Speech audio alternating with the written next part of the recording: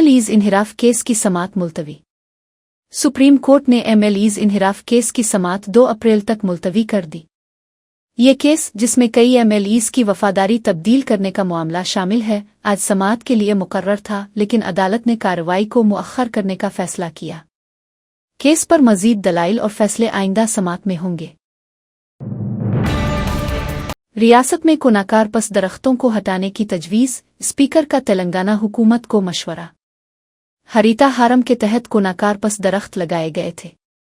ये पानी के बगैर भी उगते हैं और हर जगह बढ़ते हैं, लेकिन ये ऑक्सीजन जज्ब करके कार्बन डाइऑक्साइड खारिज करते हैं, उन पर कोई परिंदा नहीं बैठता।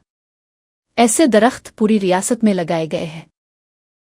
ఈ హరితహారము 10 సంవత్సరాల నుంచి 200 చిల్లర మొక్కలు కోట్ల మొక్కలు నాటినామని చెప్పిండ్రు. నా దృష్టికి వచ్చింది ఏంటంటే కోనా కార్పస్ అని చెప్పేసి ఒక చెట్టు ఉంది. అది దానికి నీళ్ళు అవసరం లేదు, ఏడ పెడితే ఆడ పెరుగుతుంది. అది ఆక్సిజన్ తీసుకుంటుంది, కార్బన్ డైఆక్సైడ్ వదులుతుంది. పిట్ట కూడా దాని మీద కూసోదు. అట్లాంటి చెట్లు మీరు తెలంగాణ రాష్ట్రం మొత్తం పెట్టింది. ఒకటి 1 మినిట్ నేను ప్రభుత్వానికి కూడా సూచన ఏం చేస్తున్నంటే, ఈ కోనా కార్పస్ చెట్లు ఎక్కడైతున్నాయో వాటిని అన్నిటినీ తీసేయవలసిందిగా ప్రభుత్వానికి నేను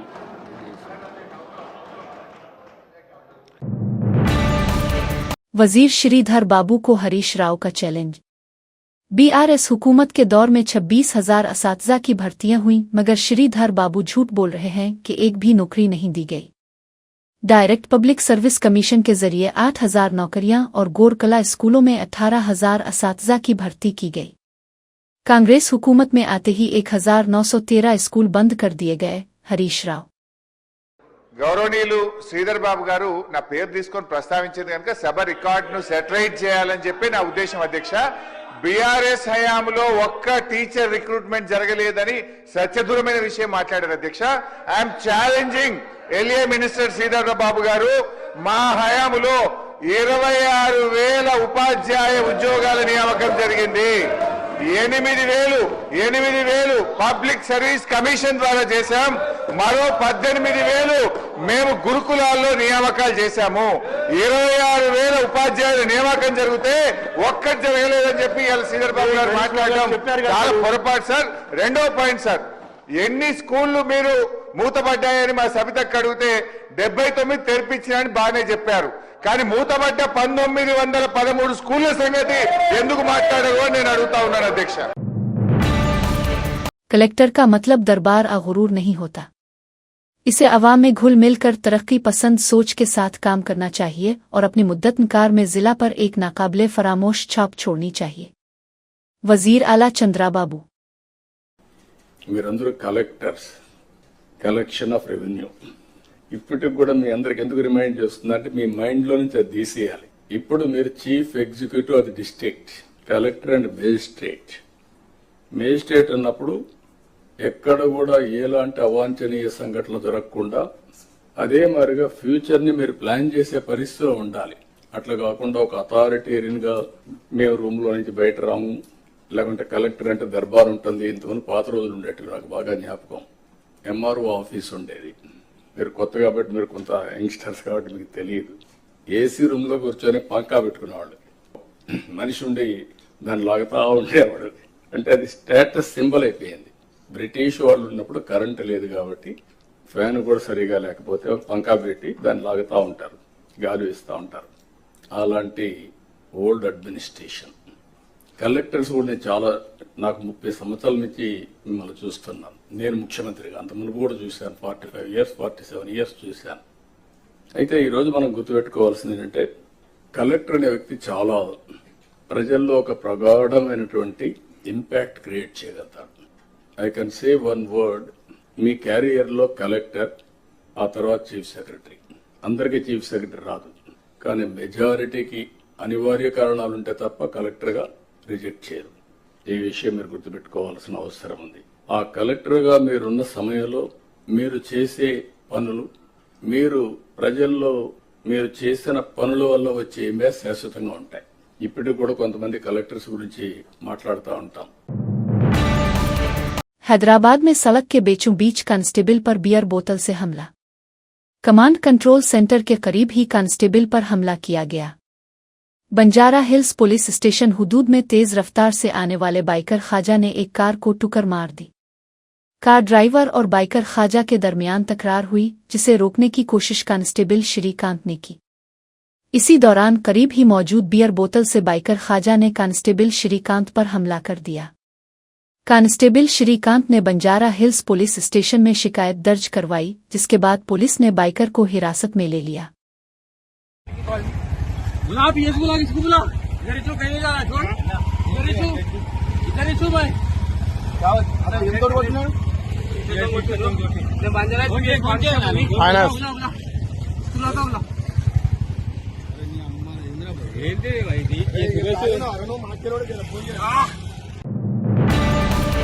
हैदराबाद के एसआर नगर में टिफिन सेंटर में गैस सिलेंडर धमाका, 3 अफराद शदीद जख्मी। हैदराबाद के एसआर नगर आमिरपेट में सुबह 5 बजे के करीब एक टिफिन सेंटर में गैस सिलेंडर धमाका हुआ, जिससे इलाके में खौफ व हरास फैल गया। धमाके के वक्त टिफिन सेंटर में 4 मजदूर मौजूद थे। जोरदार धमाके की आवाज सुनते ही आसपास के लोग घबराकर घरों से बाहर निकल आए। 3 अफराद गर्म तेल के छींटों से शदीद जख्मी हो गए, जबकि धमाके की शिद्दत से दुकान का सामान सड़क पर बखर गया। पुलिस मौके पर पहुंच गई है और वाकये की तहकीकात जारी है। मजीद तफसीलात के लिए हमारे साथ जुड़े रहिए।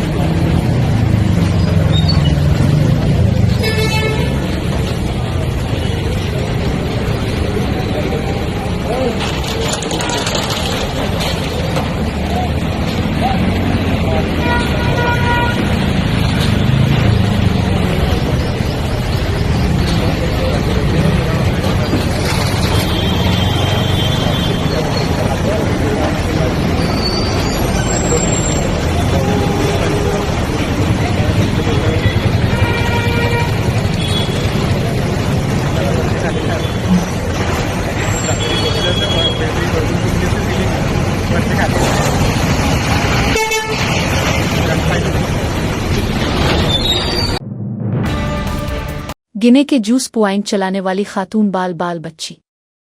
महबूबाबाद जिला के डोरनिकल टाउन में गिने के जूस मशीन में खातून के बाल फंस गए। मकामी लोगों ने फौरन बिजली की सप्लाई बंद कर दी और मशीन का पहिया पीछे घुमाकर खातून को बचा लिया।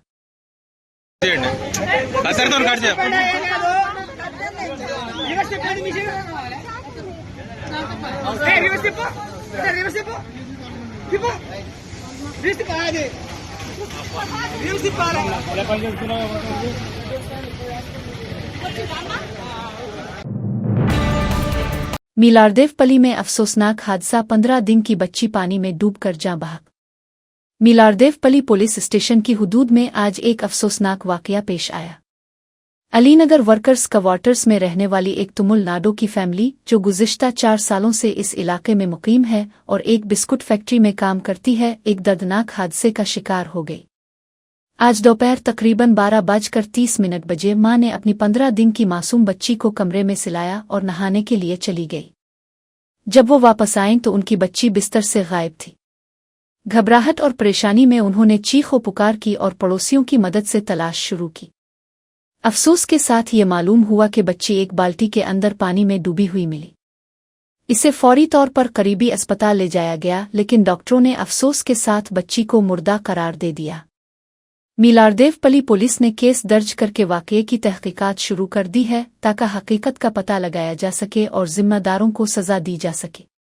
तफ्तीश जारी है और मजीद तफसीलात का इंतजार किया जा रहा है।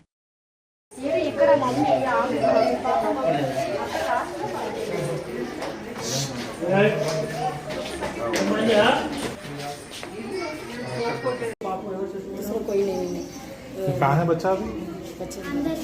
क्या उम्र है बच्चे की? बच्चे की उम्र नहीं है, 15 दिन। अच्छा, अरे हम उनकी समझ आ गया।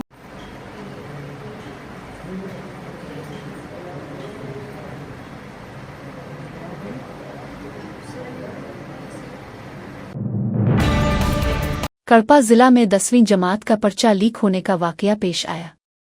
डीईओ शम्स अल्दीन ने पर्चा लीक मामले में 3 अफराद को मुअत्तल कर दिया, जिसके बाद उन्हें धमकियां दी जा रही है। तहकीकात में पता चला कि इम्तिहान शुरू होने के चंद मिनटों में ही पर्चा व्हाट्सएप पर वायरल हो गया, जो वालोआर जिला परिषद स्कूल से लीक हुआ था। डीईओ के खिलाफ दबाव डालने की कोशिश की जा रही है, जबकि पुलिस ने केस दर्ज करके मजीद तहकीकात शुरू कर दी है। एसएलबीसी टनल में दूसरी लाश बरामद। मुतवफ़्फ़ी की शनाख्त उत्तर प्रदेश से ताल्लुक़ रखने वाले प्रोजेक्ट इंजीनियर मनोज कुमार के तौर पर हुई। लाश को नागरकुरनोल जिला हेडक्वार्टर मुंतकिल किया गया। बाकी 6 अफराद की तलाश के लिए रेस्क्यू ऑपरेशन जारी। एसएलबीसी टनल हादसे में इंजीनियर मनोज कुमार की शनाख्त जयप्रकाश एसोसिएट्स लिमिटेड के इंजीनियर और उत्तर प्रदेश के रिहायशी मनोज कुमार की लाश आज एसएलबीसी टनल हादसे में शनाख्त कर ली गई। यह हादसा डवमाला पेंटा गांव उमराबाद मंडल अचमपेट हल्का नागर करनौल जिला में पेश आया था। इसकी तस्दीक जिला कलेक्टर NGKL बदूत संतोष ने की। रियासती हुकूमत ने मुतवफ़्फ़ी के अहलखाना के लिए लाख एक्स ग्रेशिया का ऐलान किया है। तिब्बी मुआयने के बाद लाश को उनके आबाई गांव मुंतकिल किया जाएगा। मुतवफ़्फ़ी की तफसीलात। नाम मनोज कुमार, वालिद अर्जुन प्रसाद, आबाई गांव बांगरमो अनाज जिला उत्तर प्रदेश, बीवी सावर्ण लता, बेटा आदर्श, बेटी शालिजा, वालिदा जमुना देवी। రోజు మన ఎస్ఎల్బిసి సహాయక చర్యల్లో భాగంగా రెండవ మృతదేహాన్ని కూడా గుర్తుపట్టడం జరిగింది. హాస్పిటల్కి పంపించి అక్కడ రిమైనింగ్ ఫార్మాలిటీస్ పోస్ట్మార్టం అన్ని కంప్లీట్ చేసుకొని వాళ్ళ ఫ్యామిలీ మెంబర్స్కి హ్యాండ్ ఓవర్ చేయడం జరుగుతుంది. సో దీనికి మనము ఒక రెవెన్యూ ఆఫీసర్, ఒక పోలీస్ ఆఫీసర్, ఒక హెల్త్ డిపార్ట్మెంట్ అంబులెన్స్తో పాటు పంపించి వాళ్ళకి హ్యాండ్ ఓవర్ చేసేదాకా కూడా మానిటర్ చేయడం జరుగుతుంది. ఆనరబుల్ సీఎం గారు ఈ ఫ్యామిలీ మెంబర్స్కి 25 lakhs ఎక్స్గ్రేషియా ఇవ్వమని కూడా ఆదేశాలు ఇవ్వడం జరిగింది. ఆ ప్రకారంగా ఫ్యామిలీకి మనం 25 lakhs ఎక్స్గ్రేషియా కూడా మన రెవెన్యూ డిపార్ట్మెంట్ వాళ్ళ ఫ్యామిలీ మెంబర్కి అందజేయడం జరుగుతుంది. అంతేకాకుండా ఈ లోపల ఉన్న 8 మంది ఎవరైతే ఉన్నారో వాళ్ళందరినీ సర్చ్ చేసేంత వరకు కూడా ఈ రెస్క్యూ ఆపరేషన్ కంటిన్యూ చేయాలి, వాళ్ళందరినీ కూడా తీసుకురావాలని ఆనరబుల్ సీఎం గారు ఇన్స్ట్రక్షన్స్ ఇవ్వడం జరిగింది. సో ఆ ప్రకారంగా ఇంకా రెస్క్యూ ఆపరేషన్ మనకు కంటిన్యూ అవుతుంది. 4 ఎక్స్కవేటర్స్ లోపల పనిచేస్తున్నాయి. సో ఈ ఎక్స్కవేటర్స్ ఇంతకుముందు పనిచేయడానికి కష్టం ఉండేది, ఇప్పుడు కొన్ని పనిచేస్తున్నాయి కాబట్టి రెస్క్యూని ఇంకా స్పీడప్ చేసి మిగతా వాళ్ళని కూడా ఐడెంటిఫై చేయడానికి అంత rescue teams all central government teams, state teams కూడా పనిచేస్తున్నాయి. घर का टैक्स न देने पर कबायली शख्स के घर के दरवाजे जबरदस्ती उठा ले गए म्यूनिसिपल हुक्काम। भोपालपल्ली म्यूनिसिपलिटी के पिडाकंटपल्ली तांडा में एक कबायली शख्स ने नकल मकानी करके बकरियां चुराते हुए एक छोटा सा मकान बनाया, लेकिन म्यूनिसिपल हुक्काम ने 20,000 रुपये हाउस टैक्स अदा करने को कहा, जिस पर उसने अफसोस का इजहार किया। इसने बताया कि इसके पास सिर्फ 5,500 रुपये थे, जो इसने अदा कर दिए, लेकिन 15 दिन बाद म्यूनिसिपल हुक्काम दोबारा आए और बकाया रकम न देने पर उसके घर के दरवाजे उठाकर ले गए। घर के दरवाजे वापस न देने पर पूरा खानदान खुदकुशी करने पर मजबूर हो जाएगा। कबायली शख्स होना नाइक का दर्दनाक बयान।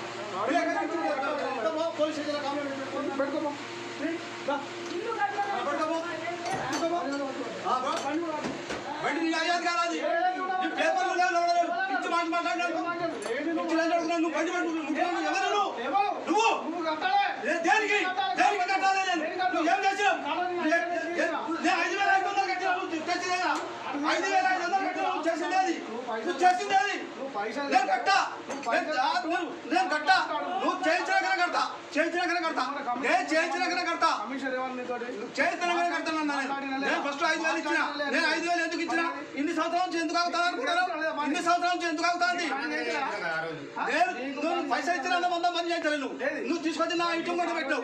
అదే నా ఇంటి కూడా పెట్టినప్పుడు నువ్వు ఒకసారి చూద్దురా. 30 సంవత్సరాల నుంచి నేను ఒక గుడిసె లెక్క కట్టుకున్నా, ఒక ఇల్లు కట్టుకున్నా, మేకలు కాసుకుంటాను, ఇట్లా బతుకుతాను. కానీ 30 సంవత్సరాల నుంచి ఏ అధికారి వచ్చి నా దగ్గరికి వచ్చి ఇలా నువ్వు అది కట్టాలి ఇది కట్టాలని నాకు అనలే.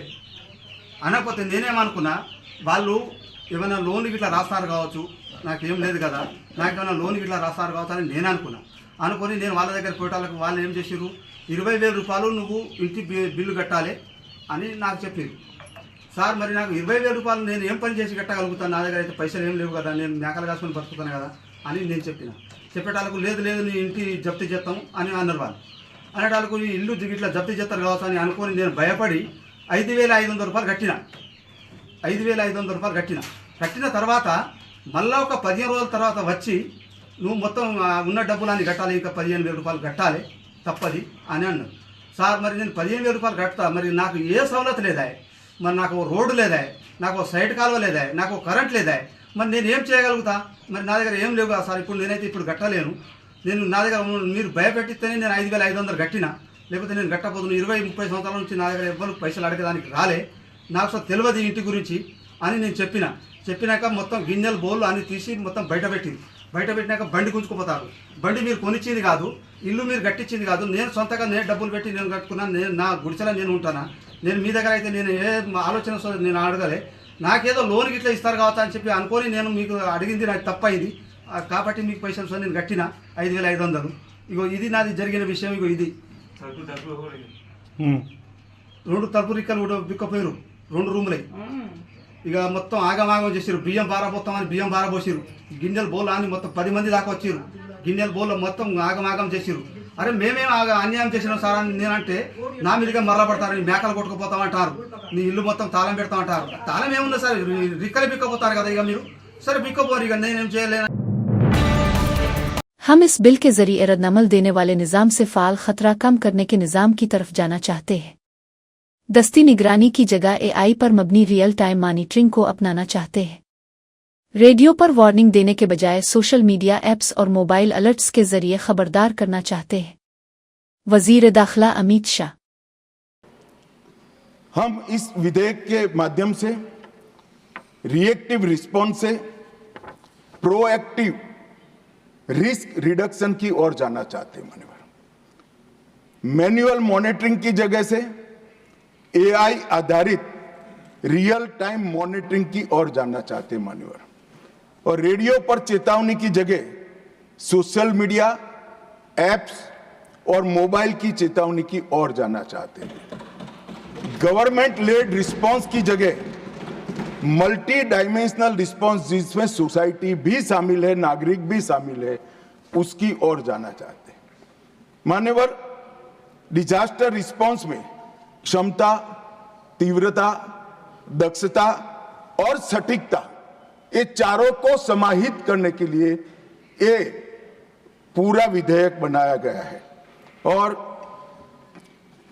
ये तो हम सब ने स्वीकारना पड़ेगा मान्यवर, 10 साल के अंदर जो परिवर्तन आया है डिजास्टर मैनेजमेंट के क्षेत्र में, हम राष्ट्रीय स्तर के साथ साथ रीजनल और ग्लोबल पावर बनकर उभरे हैं, ये पूरी दुनिया स्वीकार करती है। और भारत की ये सक्सेस स्टोरी को लंबे समय तक बनाए रखने के लिए ये विधेयक है।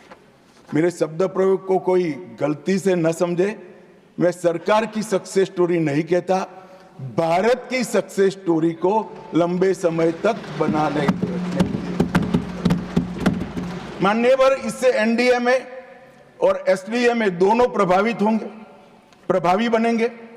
राष्ट्रीय और राज्य स्तर पर, दोनों स्तर पर आपदा डेटाबेस का सृजन होगा। शहरी आपदा प्रबंधन प्राधिकरण के सृजन की कल्पना इसमें की है, जो पूर्णतः राज्य सरकारों के अधीन होगा। मैं सवाल और जवाब के दौरान तमाम पार्टी मेंबरान को मुनासिब वक्त देता हूं, लेकिन इस दौरान अपने रियासती सियासी एजेंडे पर बात करना और ऐवान में खलल डालना मुनासिब नहीं। ऐसी हरकतें ऐवान की अजमत के खिलाफ हैं और काबिल कबूल नहीं हैं। लोकसभा स्पीकर ओम बिरला। सदस्यगण, मैं प्रश्नकाल में सभी मान्य सदस्यों को और सभी दल के मान्य सदस्यों को पर्याप्त समय, पर्याप्त अवसर देता हूं, लेकिन प्रश्नकाल के अंदर अपने अपने राज्यों के राजनीतिक एजेंडों पर बात करना, प्रश्नकाल में राज्यों की राजनीति करना और अपने एजेंडों के आधार पर प्रश्नों के सवाल पूछकर व्यवधान पैदा करना, ये सदन के लिए उचित नहीं है। प्रश्नकाल आप सवाल पूछ सकते हैं, मंत्री जी की जवाब देते कर सकते हैं, लेकिन प्रश्नकाल के अंदर अपने राज्यों को एजेंडों को, राजनीतिक एजेंडों को सवाल पूछना, राजनीतिक एजेंडों को लाना, ये सदन की मर्यादाओं के अनुरूप नहीं है। मैं पुनः आग्रह करना चाहता हूं, ये सदन प्रश्नकाल हो चाहे डिबेट हो, सहमति असहमति का है। आप अपना विरोध व्यक्त कर सकते हो, असहमति व्यक्त कर सकते हो, लेकिन जिस तरीके से प्रश्नकाल के अंदर आप अपने राज्यों के एजेंडे को लागू करना चाहते हो और एजेंडों पर आरोप लगाना चाहते हो, ये उचित नहीं है। मैं पुनः आपसे आग्रह करता हूं, आप अपने अपने सीट पर जाकर बैठिए। मैंने सभी को पर्याप्त समय, पर्याप्त अवसर दिया। आप फिर आग्रह कर रहा हूं, अपनी सीट पर जाके बैठिए। सदन की कार्रवाई, आप प्रश्नकाल नहीं चलाना चाहते, आप सदन में नियोजित तरीके से व्यवधान, गतिरोध पैदा करना चाहते हैं, ये उचित नहीं है। सदन की कार्रवाई आज 12 बजे तक के लिए स्थगित की जाती है। अपने कायद ऐवान और कायद हिज़्ब इख्तिलाफ दोनों को बुलाया और इस मामले से मुताल्लिक कानूनी निकात को वाज़े किया। साथ ही आगे बढ़ने के तरीक़ाकार के बारे में भी बताया। मैं चाहता था कि इस मामले पर तमाम फ्लोर लीडर्स को मुकम्मल मालूमात दी जाएं और उन्हें एतमाद में लेकर आगे की कार्रवाई की जाए। इसके लिए आपने हमें आज शाम 4:30 बजे का वक्त दिया है। हम मीटिंग में शामिल होंगे, अपना मुअक्किफ पेश करेंगे और आगे का फैसला करेंगे। दिल्ली हाई कोर्ट के जज से मुताल्लिक मामले पर राज्यसभा के चेयरमैन जनाब जुगदीप धनखड़ ने कायद ऐवान और कायद हिज़्ब इख्तिलाफ को मुलाकात के लिए मदऊ किया था। इस हवाले से कांग्रेस सदर और राज्यसभा में कायद हिज़्ब इख्तिलाफ मल्लिकार्जुन खड़गे का बयान। मैं अप्रिशिएट करता हूं आपका deep knowledge in constitution and also law and also rules of procedure. आपने ठीक ही कहा, लेकिन यहाँ के सदस्यों को ये डाउट नहीं आना, इसीलिए मैं आपको आपके सामने स्पष्टीकरण देना चाहता हूँ कि आपने लीडर ऑफ द हाउस और opposition leader of the opposition दोनों को बुला के आपने डिटेल हमको कानूनी पेज के बारे में भी बताया और जिस ढंग से इसको करना चाहिए उसके तरीके भी आप बताएं।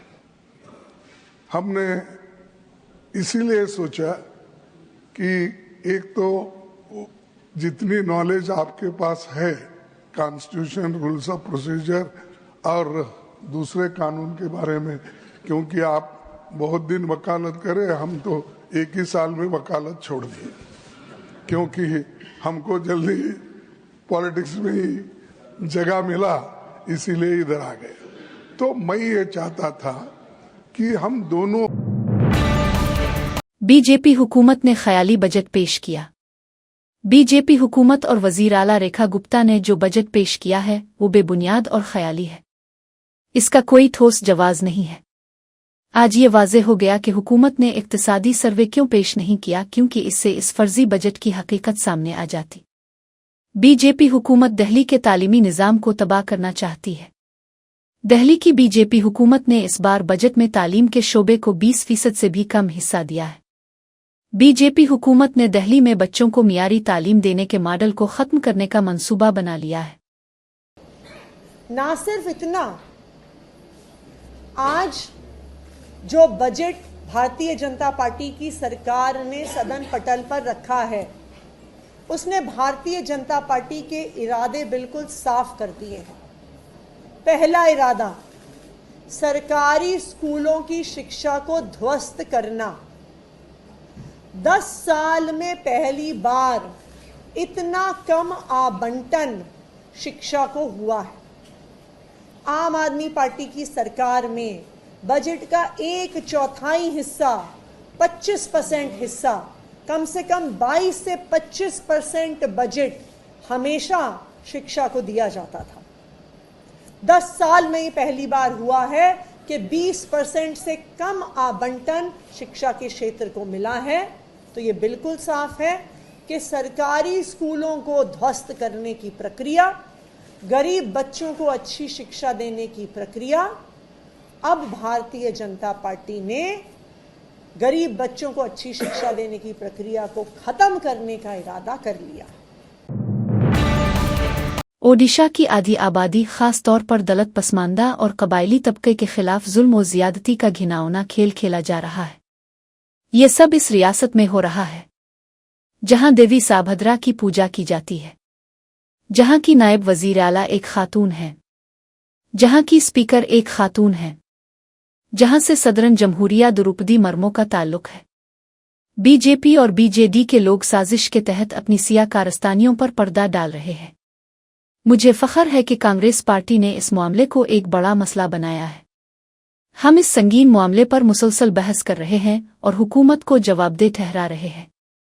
हमने पहले भी कई बार एहतजाज किया है और अब 27 मार्च को एक बड़े असेंबली घेराव की तैयारी कर रहे हैं ताकि इस बेहिस बीजेपी हुकूमत को जगाया जा सके। सपरिये शरीनियत। इस देश की आधी आबादी, ओडिशा की आधी आबादी के खिलाफ और खास तौर से दलित, पिछड़ी और आदिवासी बेटियों के साथ ये खतरनाक षड्यंत्र, ये हवस का गंदा नंगा नाच किया जा रहा है। कांग्रेस पार्टी को क्या करना चाहिए? मुझे लगता है हमें वही करना चाहिए जो अभी हम कर रहे हैं। मुस्तैदी से इस पे आवाज उठानी चाहिए और इससे बड़ा कोई मुद्दा है ही नहीं ओडिशा में। तमाम ऐसे मुद्दे हैं जो हम उठाना चाहते हैं, लेकिन उन मुद्दों की क्या सार्थकता है, उन मुद्दों की क्या जरूरत है जब आधी आबादी के खिलाफ हवस का इतना गंदा नंगा नाच चल रहा है। और यह उस राज्य में हो रहा है जहां पर देवी सुभद्रा की पूजा होती है। यह उस राज्य में हो रहा है जहां पर उप मुख्यमंत्री महिला है। यह उस राज्य में हो रहा है जहां की स्पीकर महिला है। और बहुत खेद के साथ कहना पड़ता है, यह उस राज्य में हो रहा है जहां से इस देश की प्रथम नागरिक, the first citizen of India, महामहिम राष्ट्रपति द्रौपदी मुर्मू जी आती हैं। किस तौर से हम इसको बर्दाश्त कर सकते हैं? क्योंकि यह पूरी मिली भगत है। जो आंकड़े हैं वो बीजेडी के सरकार के दौरान भी थे। अदाकार सोनू सूद की अहलिया सोनाली सूद और उनकी बहन सुनीता पीर की रात नागपुर के वर्धा रोड पर उनकी कार का ट्रक से तसादुम होने के बाद जख्मी हो गई। जख्मियों को इलाज के लिए नागपुर के एक निजी अस्पताल में दाखिल कराया गया।